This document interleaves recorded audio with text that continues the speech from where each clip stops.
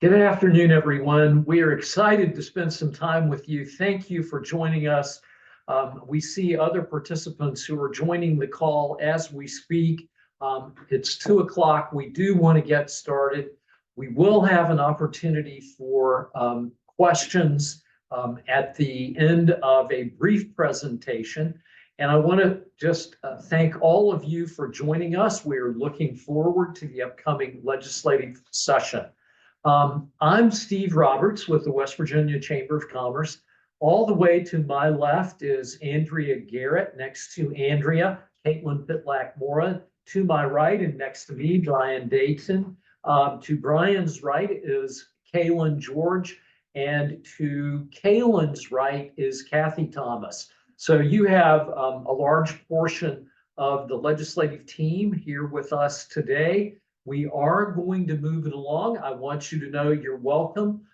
Since I began speaking, about 25 people have joined this call. So I'm trying to take up just a little bit of time so that other people can get into the call. The numbers are going up quickly, but in just a few seconds, I'm going to turn the program over to Brian Dayton, who is going to brief us on the major topics related to business climate and tax.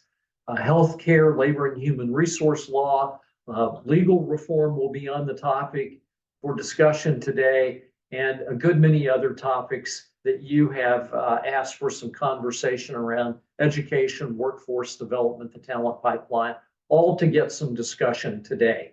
So with that, the numbers have jumped up again. We don't want to keep those of you who have joined the call waiting, so we're going to begin, and I will turn the program over to Brian Dayton. Brian, do you want to kick us off? Sure. Well, thank you, Steve. I'm Brian Dayton with the Chamber. So we've been getting ready for the legislative session for several months now, and it is about to kick off at noon on Wednesday. And then Wednesday evening, we're going to hear from Governor Morrisey when he delivers his first State of the State address. And we expect committee action to commence on Thursday. So it is ready or not, here we go. We're about to be at the start of the 60-day session. We have been in very good conversations with a number of legislators as well as members of the governor's administration on several key aspects that we are going to be pushing for the West Virginia Chamber. Our ideas, our bills, our policy that we've developed all come from you, the members of the West Virginia Chamber. So we are constantly listening to you to see what you need and then being able to turn that into policy to move forward. So I'm just going to go through quickly on a number of issues. We do welcome any comments or questions at the end, and we'll be happy to address those. But just to start off on the issue of tax, we are hearing that there will be a special session for tax later on this year. But just some of the things right now, Governor Morrisey is indicating that there is about a $400 million deficit in next year's budget. Moving forward, some legislative leaders are pushing back on that a little bit, but right now there is some uncertainty in what the state's financial picture looks like. So we are keeping that in mind as we move forward, but not everything related to tax has to touch general revenue. Last year, we engaged heavily on unemployment compensation and really stopped that system from becoming a roller coaster ride out of control. We are looking to see if we can reduce the wage base for unemployment compensation, which would provide a tax break to every business in West Virginia. And our unemployment compensation fund is extremely healthy. So right there is something we're looking at.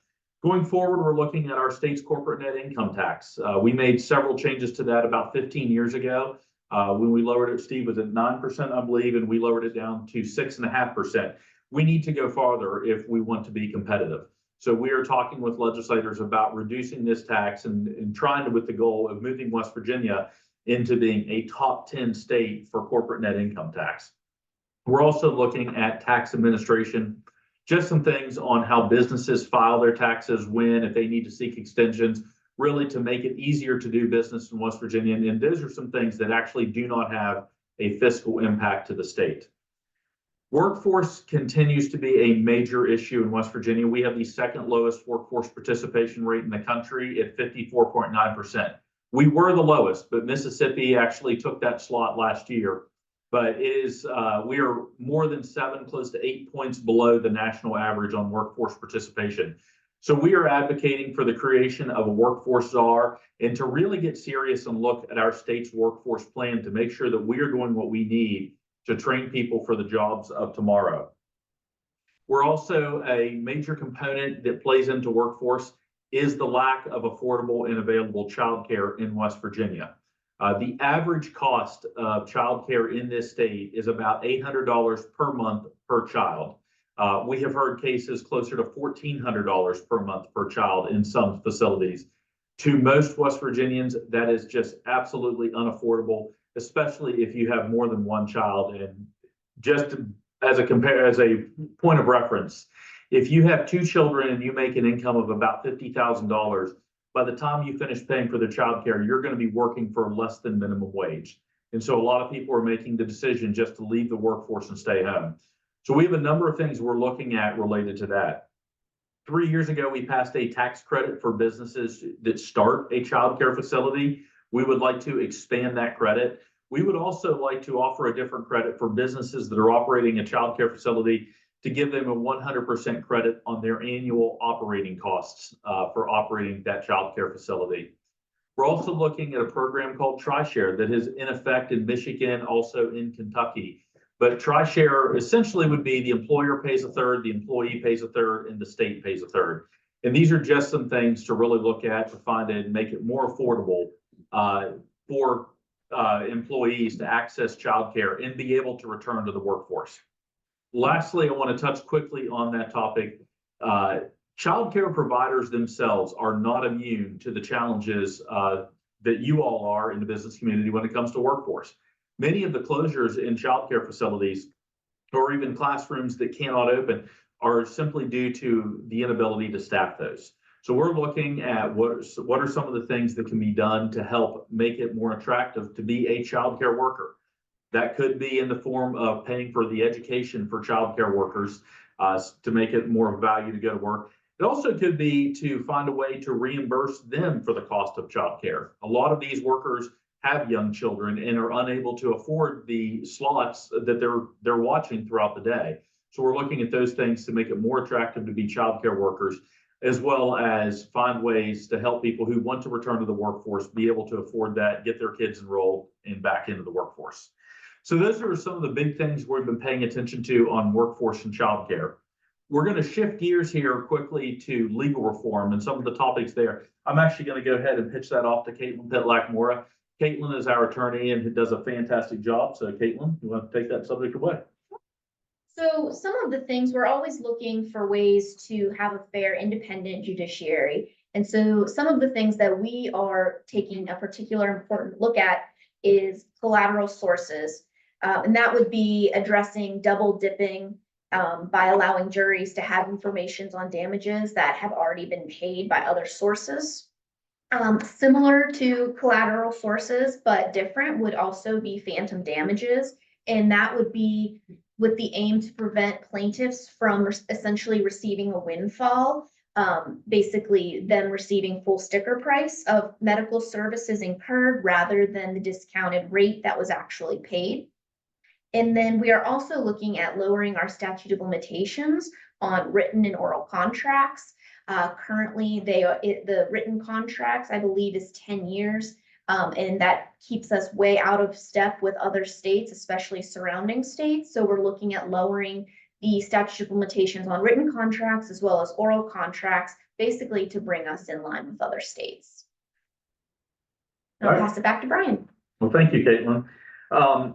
On the topics of energy and economic development, at the forefront of everything we do is obviously in the mind of how will this help job creation in West Virginia? How is this going to attract more businesses into our state and make this a better place to live, work, and raise a family?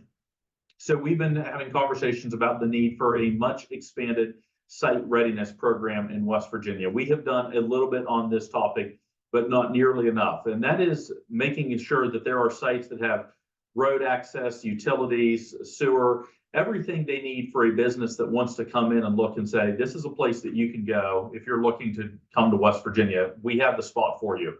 We really need to put a lot more money in that in West Virginia to making sure those sites are ready and available to attract companies to West Virginia. We also need to be making sure that we have additional capacity within our regional economic development organizations. We have some real knockout organizations in West Virginia that are working day in and day out to attract investment to this state. But those are some of the things that we continue to make sure that we are boosting them up, giving them more resources, making sure they have the capacity they need to move forward. So in addition to site readiness, we're also looking on the energy front of making sure that we continue to convey that West Virginia is an all of the above energy state. That has been very, very important in economic development efforts. We've done a lot in that realm going forward, but we want to make sure that we are continuing to convey that all forms of energy are needed and should be utilized in West Virginia. As Steve is very fond of saying, West Virginia is an energy state. We have a very proud history of being that. We're always going to be that in West Virginia. And so we really want to make sure that we are leaning in and doing everything we can to help those industries grow and just continue to power our nation.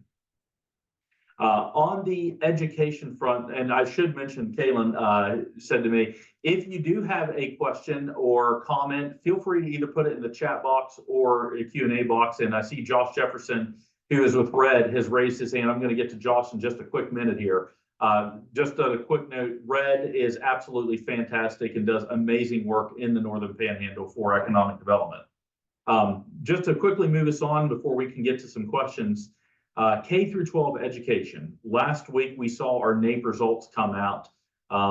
There was marginal improvement in our rankings, but we still have a long way to go. I would be remiss if I did not give a shout out to our state superintendent, Michelle Blatt. She gave a radio interview and was very open and transparent about the need for West Virginia to do much better and improve on this. Sometimes in the past, we have kind of seen a bury the head in the sand approach, but we did not. Michelle Blatt has been owning this and saying this needs to move forward. So we want to just extend our sincere thanks for her leadership on this issue. But when it comes to K through 12 education, there are a number of things that need to be addressed. First off, we need to make sure that counties have the flexibility to attract high quality teachers. We have for example, we have 55 counties in the state, very different costs of living depending on where you are located in West Virginia. We need to make sure that our counties who are bordering other counties across the border, or counties that have teachers across the border that are paid more, that they can compete, that they can go ahead and draw the resources in to bring those high quality teachers and keep them in West Virginia and attract them here. We right now have a very centralized system where those counties do not have that flexibility. We also need to be making sure that we are fully utilizing our alternative certification process. Right now, just over 30 counties allow alternative certification, and we are over 2,000 teacher vacancies statewide. Alternative certification is something that is available for counties that participate in this for professionals that want to have a career change and give back to their communities by entering our school system and providing that education to our children. We need to make sure we are doing more to fully utilize that. It has also been, 15 years now since we conducted a top to bottom audit of West Virginia's public education system. The last audit was completed under Governor Manchin, and it found that no other state had a more centralized or insulated from the voters education system than West Virginia. And we really have not made any changes to the structure of that system since that audit 15 years ago. We need to be looking at that, how we're delivering K through 12 education statewide. And that also probably includes taking a hard, close look at chapters 18 and 18A of our state code to make sure that we're able to adapt and that our teachers are able to deliver education and spend less time dealing with regulations or bureaucracy, but let them actually teach. Lastly, just before we go ahead and take questions, there are a number of things that are causing us some concern right now. Some of these items may not come to fruition, some may, but we are ever vigilant in watching things at the Capitol to make sure that we are ready to engage on issues that could negatively affect our business climate. So you have an entire team there that every day when we wake up at about 5, 6 o'clock in the morning, about 3 in the morning in Steve's case, he beats us all. But we're looking at the bills, we're looking at the committee agendas to see what's running and making sure that we are staying on top of everything. And that's for the legislation that we want to see push forward, as well as the legislation we hope does not continue to advance. I'm going to stop there unless anyone else has anything they want to add, and we can take some questions. And is Josh, does he still have his hand raised? I know we saw it a second ago. Yes.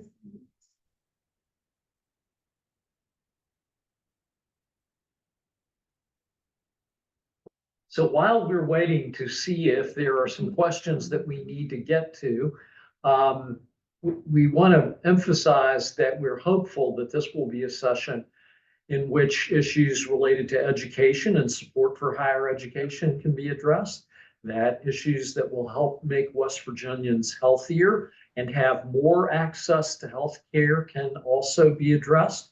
As Brian pointed out, we're one of the states with higher business taxes. Yes, we have lower personal taxes, but we have higher business taxes. We believe these things do not make us as attractive to employers as we would like to be. We actually lost employment between 2023, the end of 2023, and the end of 2024. We saw, let me say that again, we saw fewer jobs in West Virginia in 2024 than we had in 2023. We believe these issues are largely related to policy decisions.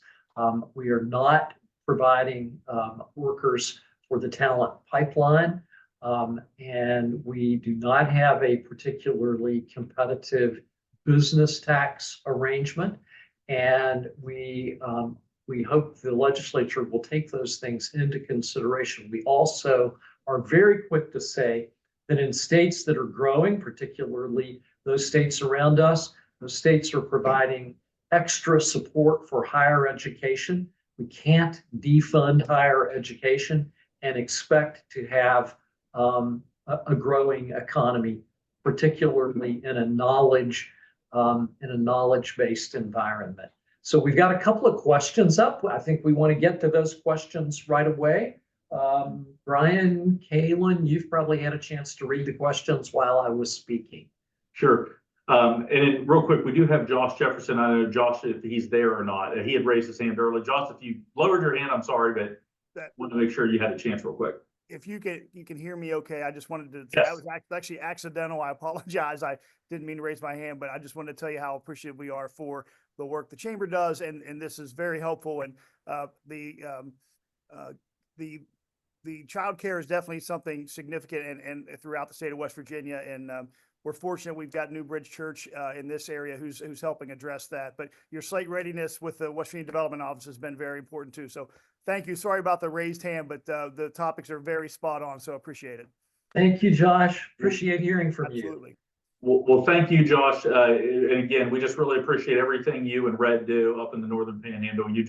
When we say look to some really good economic development organizations, I think everyone in this room always says, look to Red. They're one of the ones that just does a great job. Thank you. There's a lot of great ones around the state of West Virginia. We're just, we try to keep our role, but we appreciate all the work the chamber does. And we do have a lot of great organizations around the state doing some good things. So appreciate it. Thanks for bringing us together.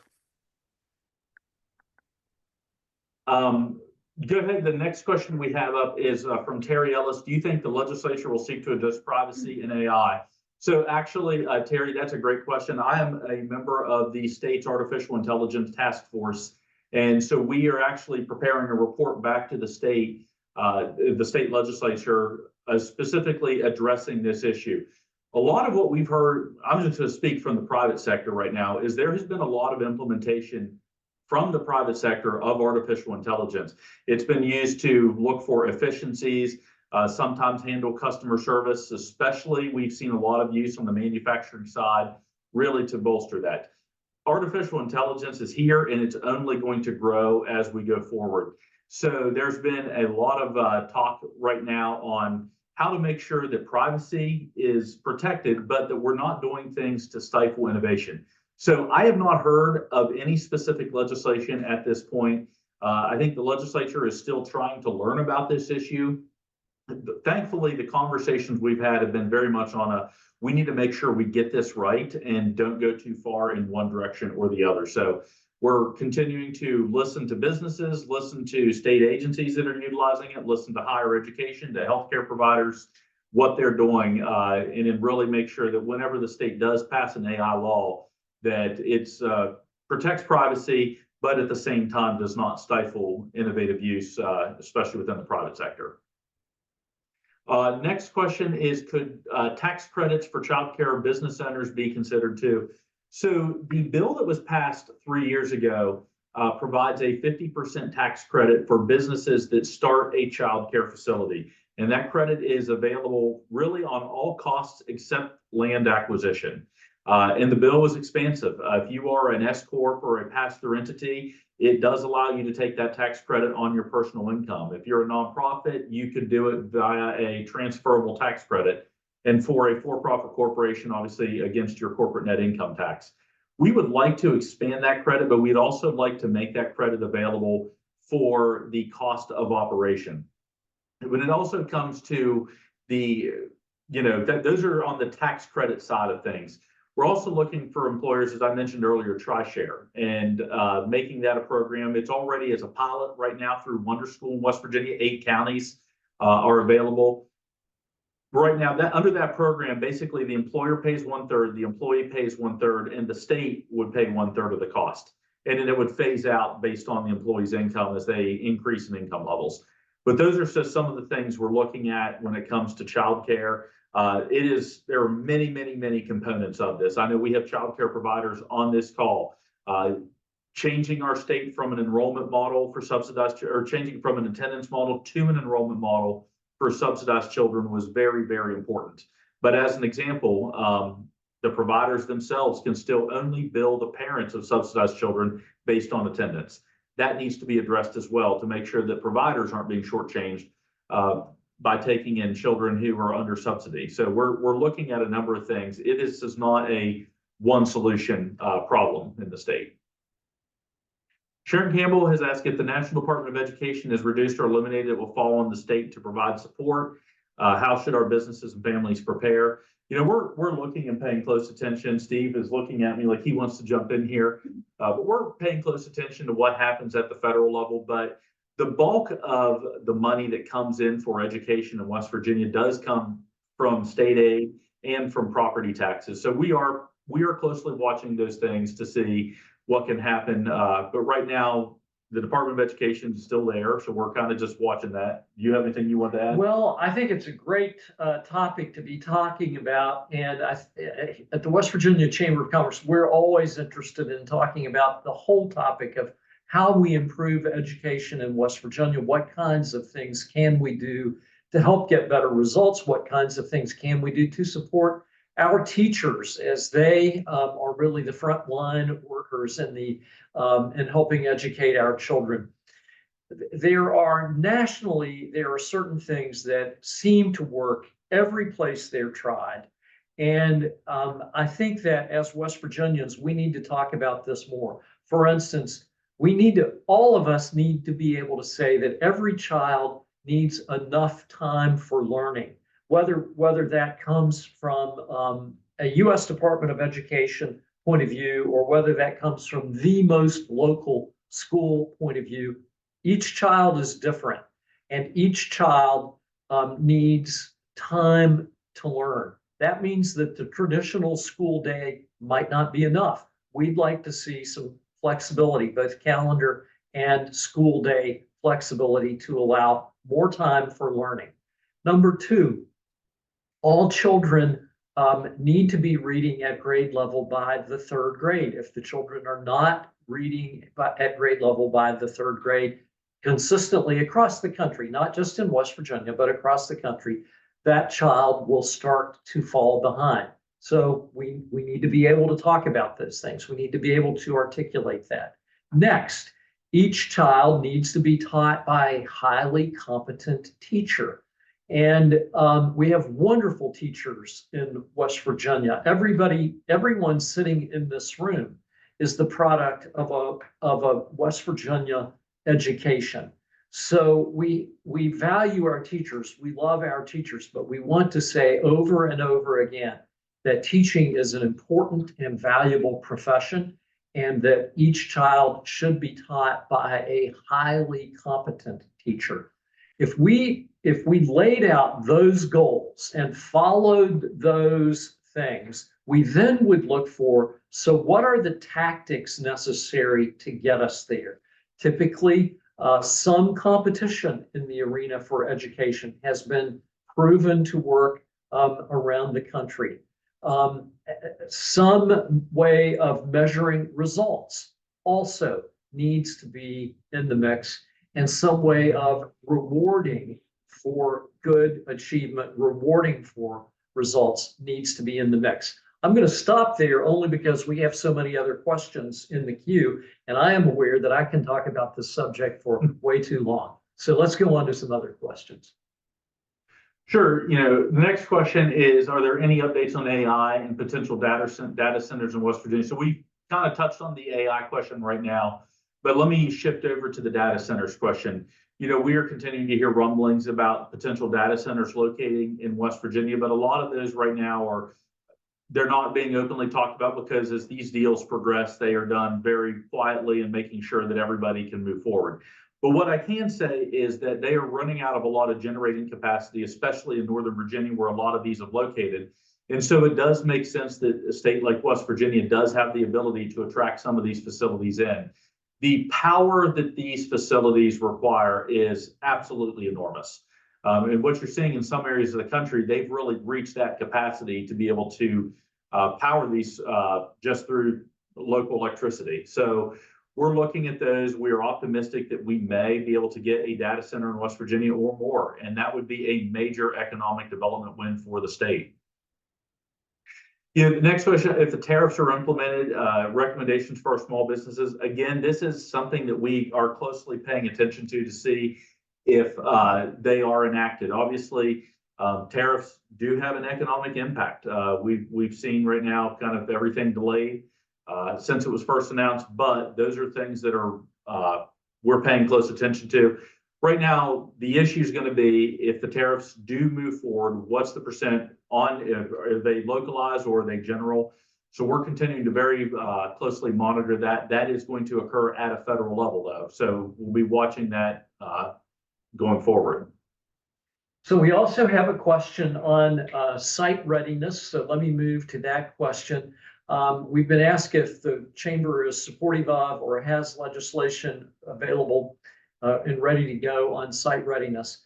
The answer is yes. This is a topic that the West Virginia Chamber has been outspoken on for many, many years. We think that our development office and our regional development offices do a fine job.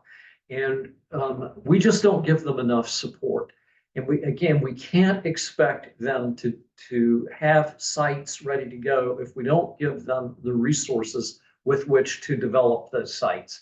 So we have, as a matter of continuing policy, advocacy for increasing opportunities for site development.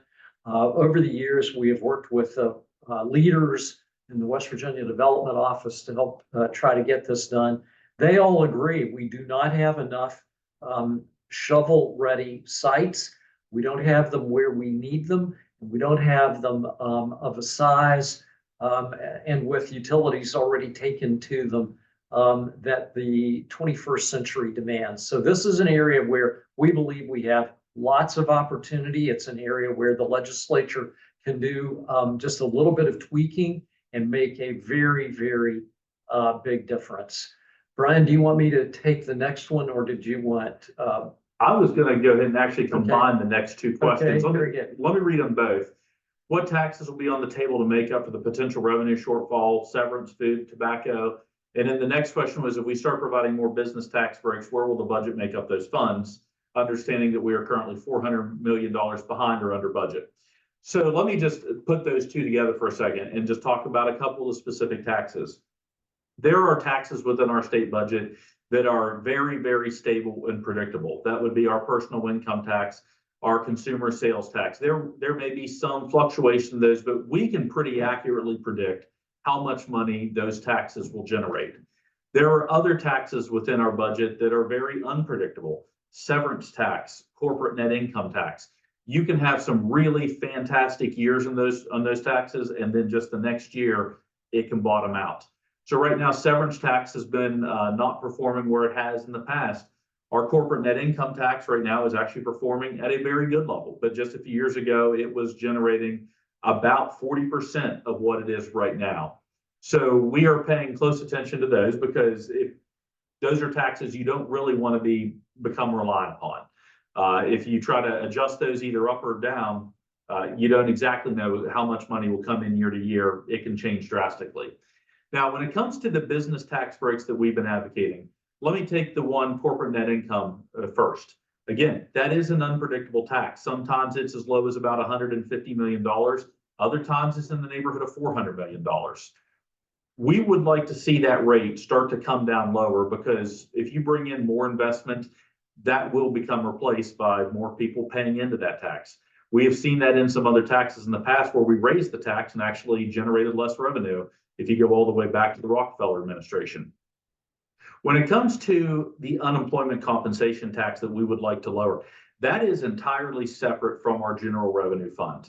So every employer in West Virginia pays unemployment tax, and they pay it up to the first $9,500 on each employee's wages. The amount of tax they pay is based on their experience rating, which is essentially how much their employees are end up on unemployment. If you have more employees that leave and end up on unemployment, you pay a higher experience rating. So we're looking at that as a way to lower taxes for businesses without affecting the general revenue budget. And that's because the unemployment trust fund, which is entirely separate, has well over $400 million in it. Historically, that fund operates below $200 million year to year. We had a couple of years going back almost 20 years ago now, where it was around $250 million. For the past 2 to 3 years now, we have seen that fund very steady over $400 million. And that is essentially dead money that is sitting there, not being utilized for anything. So we would like to see that wage base come down in a responsible manner to provide a tax break to every business while maintaining a close eye on that unemployment fund to make sure it is there, it's stable, and available for use. The next question relates to Governor Morrisey's backyard brawl. And the answer we've been asked, the question asks whether the chamber has legislative initiatives focused on making West Virginia more economically competitive. I'm really pleased to say that we were invited to attend a briefing that Governor Morrisey gave related to the backyard brawl. Competitiveness has been one of the topics that we have talked about the most and for the longest. We presented multi-page answers to numerous questions. For instance, West Virginia in the last year was 50th in the nation in its economic output per resident. That's basically our GDP per capita figure. West Virginia, as I mentioned earlier, lost employment between the years 2023 and 2024. While our population has seen some stabilizing, it still is headed in the wrong direction.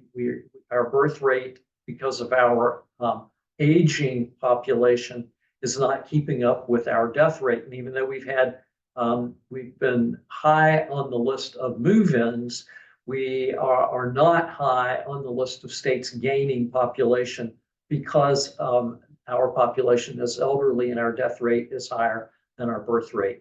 So we have presented 2 papers. We have met with representatives of the Morrisey administration. We have presented almost 24 ideas for legislation. They range everything from the corporate net income tax reduction that Brian mentioned a minute ago to the lowering the wage base of unemployment compensation that Brian also alluded to just a moment ago. We have presented some ideas on legal reform that will help make us more like other states. West Virginia stands out as an example as a state that has some legal issues that very much need to be addressed. Our statute of limitations has a longer tail on it than most other states, as just one example that we've pointed to. So we have several dozen pieces of legislation that we are hopeful the legislature would consider. We're hopeful that the governor will address some of these issues in his State of the State. We are proponents in the workforce improvement area of designating a workforce czar whose job is to absolutely point to and focus on job creation, and who will measure and have a dashboard for measuring and looking at job creation in West Virginia. So that we can keep this moving, Brian, I think I'm going to move to you on the next question, which is related to childcare, if that's okay. Sure, and then I thought maybe Kaylin could give us a brief update on kind of the communications you'll be seeing from Very the good. chamber coming Very up. good. So the last question we have is our child care focus group informs us that post-pandemic behavioral issues have become an overwhelming issue and that this is a huge part of the staff retention problem.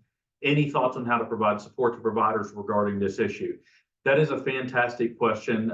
It's not just the child care providers that are facing this issue. It is also the school system in general. We are hearing really troubling behavioral reports coming out from our schools, especially our elementary schools and our middle schools in the state, and that this is not something they saw prior to 2020.